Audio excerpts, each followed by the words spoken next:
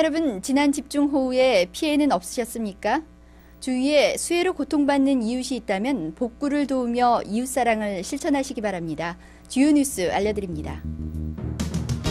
제14회 국제정보 올림피아드가 지난 18일 7박 8일의 일정으로 경희대학교 기흥 캠퍼스에서 개최됐습니다.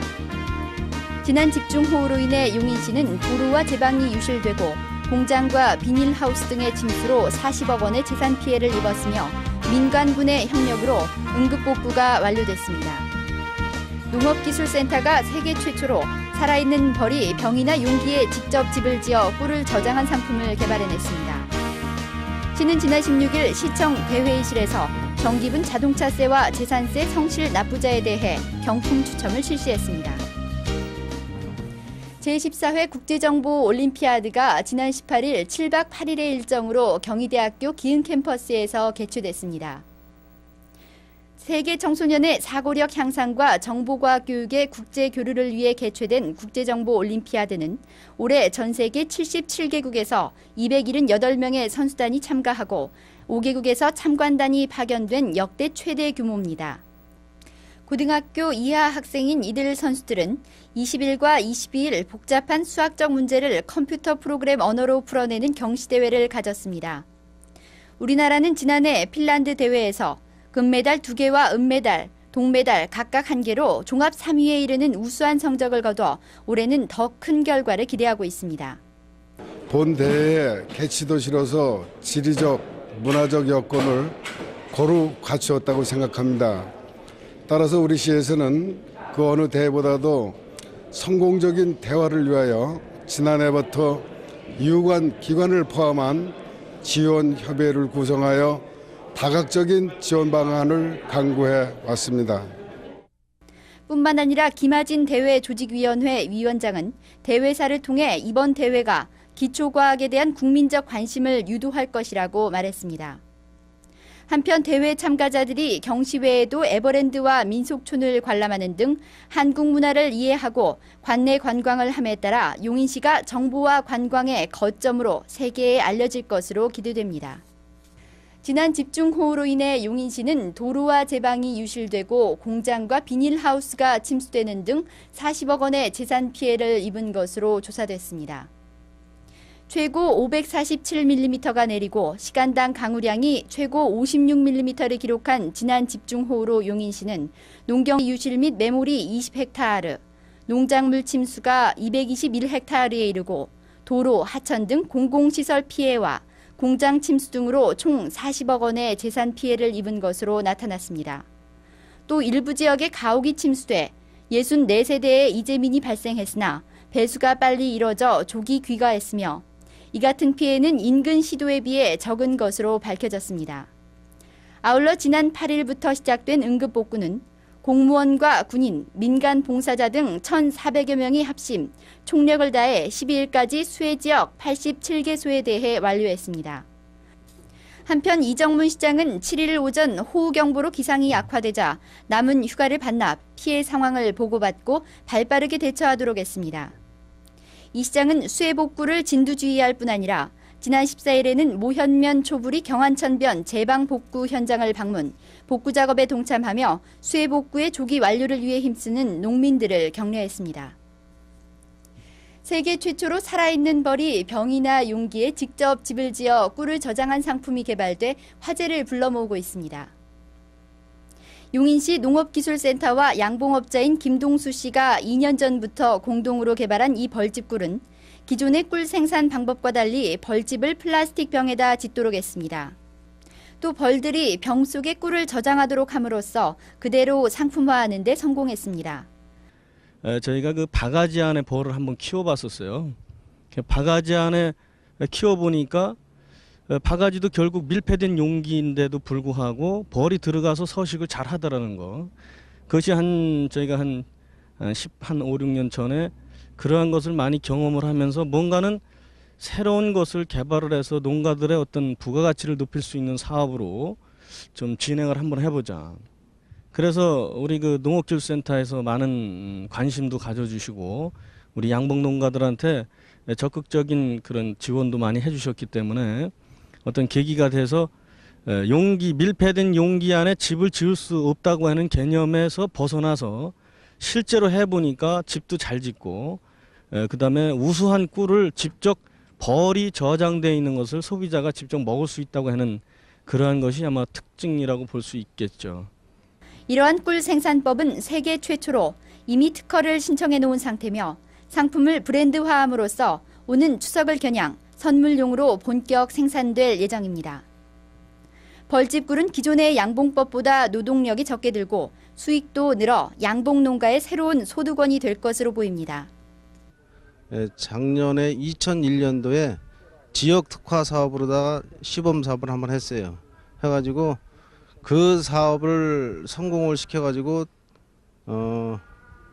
특허 출원도 시켜놓고 그다음에 이 상품을 만들기까지는 농가들과 여러 계층에 있는 분들이 노력을 많이 하셨어요. 양봉농가 소득은 보통 소득률이 50% 정도 되는데 이 사업을 통해서 이를 추진하면은 노동력은 80% 이상 절감되고 소득률은 50%에서 75%대로 다 높일 수 있습니다. 용인시 농업기술센터는 용인시 최고의 명품 특산물로 벌집꿀을 육성키로 하고 각종 지원 방안을 마련하고 있으며 이미 플라스틱병 제작과 포장 디자인 제작을 지원, 양봉인들의 부담을 최소화해 원활한 생산과 판매가 이루어지도록 유도하고 있습니다. 우선 TV나 또는 전문 광고 매체 또는 벌꿀 전문 그 잡지 이런 데를 통해서 홍보를 철저히 하려고 계획을 하고 있습니다. 그래서 예산과 또는 기술 이런 것은 우리 농업기술센터에서 앞으로 꾸준하게 지원할 계획입니다. 벌집꿀은 병 속에 벌집을 짓고 그 속에 꿀을 가득 채우기 때문에 자연 그대로의 꿀맛을 느낄 수 있으며 벌집이 그대로 들어있어 가짜 꿀로 속을 염려도 없습니다. 세계 최초로 자연산 꿀을 눈으로 보면서 즐길 수 있는 벌집꿀의 생산으로 농가 소득 증대는 물론 소비자도 좋은 꿀을 맛볼 수 있는 기회가 생겨 큰 인기를 끌 것으로 예상됩니다. 시는 지난 16일 시청 대회의실에서 정기분 자동차세와 재산세 성실 납부자에 대해 경품 추첨을 실시했습니다. 이날 추첨은 상반기 자동차세와 재산세 납부자 9만 7천여 명을 대상으로 경찰관과 시민들의 입회하에 전산 프로그램을 사용 무작위로 공개 추첨으로 진행됐습니다. 당첨자 명단은 시 홈페이지 www.용인시.net을 통해 확인하실 수 있습니다. 한편 시는 2002년도 정기분 균등할 주민세를 용인시에 주소를 둔 개인과 법인에 부과했습니다. 고지서를 받으신 시민 여러분께서는 오는 31일까지 가까운 은행에 납부해 주시기 바랍니다. 손학규 경기도지사가 이정문 시장과 함께 지난 16일 고림동 소재 중소기업인 동양크레디텍을 방문 수해 복구에 여념이 없는 직원들을 위로했습니다. TV 브라운관의 부품을 생산하는 이 업체는 연매출 150여억 원의 중견기업으로 지난 집중호우로 완제품과 원자재 등이 침수돼 4천여만 원의 피해를 입었습니다. 이날 피해 업체를 방문한 손 도지사는 수해 현장을 둘러보며 응급복구에 대한 노고를 치하하고 시 관계자에게 항구복구 대책을 세워 이 같은 피해가 다시 발생하지 않도록 조치할 것을 당부했습니다. 용인유선방송 심재선 사장과 신갈유선방송 나광덕 사장은 지난 집중호우로 피해를 입은 이재민들의 아픔을 나누고자 이들에게 전달해달라며 용인에서 생산되는 백옥살 20kg들이 175포대를 시에 기탁, 더불어 사는 사회 만들기에 앞장섰습니다. 문예회관에서는 오는 29일과 30일 이틀간 소외계층 청소년들을 위한 창작 뮤지컬 강강수월래를 공연합니다. 극단 현대극장이 공연하는 창작 뮤지컬 강강수월래는 오는 29일과 30일 오후 4시와 7시에 문예회관 대강당에서 4차례 상연됩니다. 무료로 입장하는 이번 공연에 관심 있는 시민 여러분의 많은 관람 바랍니다.